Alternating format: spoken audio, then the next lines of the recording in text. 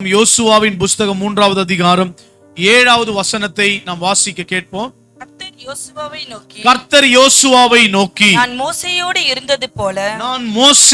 இருந்தது போல உன்னோடும் இருக்கிறேன் என்பதை இஸ்ரவேல் எல்லாரும் அறியும்படிக்கு இன்று அவர்கள் கண்களுக்கு முன்பாக உன்னை மேன்மைப்படுத்துவேன். ஒரு ஆமென் சொல்லுங்க பார்க்கலாம்.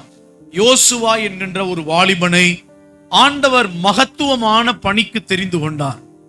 அவனை குறித்து ஒரு பெரிய சாட்சி என்னவென்றால், அவன் ஆசரிப்பு கூடாரத்தை விட்டு பிரியாதிருந்தான் என்று நாம் வேதத்தில் வாசிக்கிறோம். யாத்ராகமத்தின் புஸ்தகத்தில் படிக்கும் பொழுது வாலிப பருவத்தில் இருக்கிறான், ஊழியக்காரனோடு கூட ஐக்கியப்பட்டு கிடக்கின்றான், தலைமைத்துவத்தில் கிடக்கின்ற தலைவனாயிருக்கின்ற மோசேயின் வார்த்தைக்கெல்லாம் கீழ்ப்படிந்து எல்லா காரியத்தையும் செய்த அந்த தேவ மனிதன், அந்த வாலிப மனுஷன் ஒரு பெரிய தலைவனாய் மாற்றப்பட வேண்டிய கட்டாயத்திற்குள்ளே ஆண்டவரே அவனை தள்ளுகிறார்.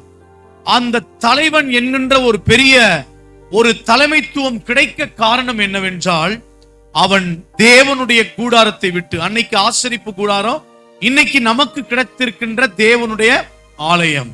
அப்ப என் அன்பு பிள்ளைகளே, தலைமைத்துவம், பெரிய அதிகாரம், இந்த உலகத்தின் ஆசீர்வாதங்கள், இந்த உலகத்தில் உள்ள மேன்மைகள் நாம் ஒவ்வொரு தேவனுடைய பிள்ளையும் பெற்றுக்கொள்ள வேண்டும் என்பதுதான் ஆண்டவருடைய விருப்பம். தரித்திரம் பிடித்து வாழ்க்கையில் ஆசீர்வாதத்தை இழந்து யாரோ ஒரு மனுஷனுக்கு முன்பாய் கை கட்டி நிற்க அதிகாரமற்று செயல்படாமல் இருக்கின்ற தேவ பிள்ளையாய் ஆண்டவர் உங்களையும் என்னையும் அழைக்கவில்லை. ஆண்டவர் நமக்கென்று ஒரு அதிகாரத்தை, ஆசீர்வாதத்தை, செழிப்பை, மகிமையை, மகத்துவத்தை, வல்லமைகளை, உலகத்தின் மேன்மைகளை, ஆசீர்வாதத்தை கொடுக்க ஆண்டவர் இன்றைக்கும் உண்மை உள்ளவராய் இருக்கிறார்.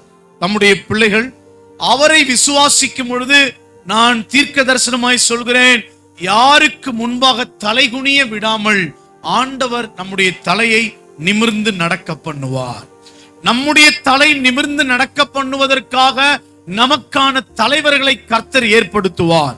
நம்முடைய தலை உயர்த்தப்படுவதற்காக பரிந்து பேசுவதற்கான நபர்களை ஆண்டவர் இந்த தேசத்திலே யோசுவாவுக்கு எப்படி நடந்ததோ அப்படியே கர்த்தர் நம்முடைய வாழ்க்கையிலே செய்வதற்கு இன்றைக்கும் உண்மை உள்ளவர்.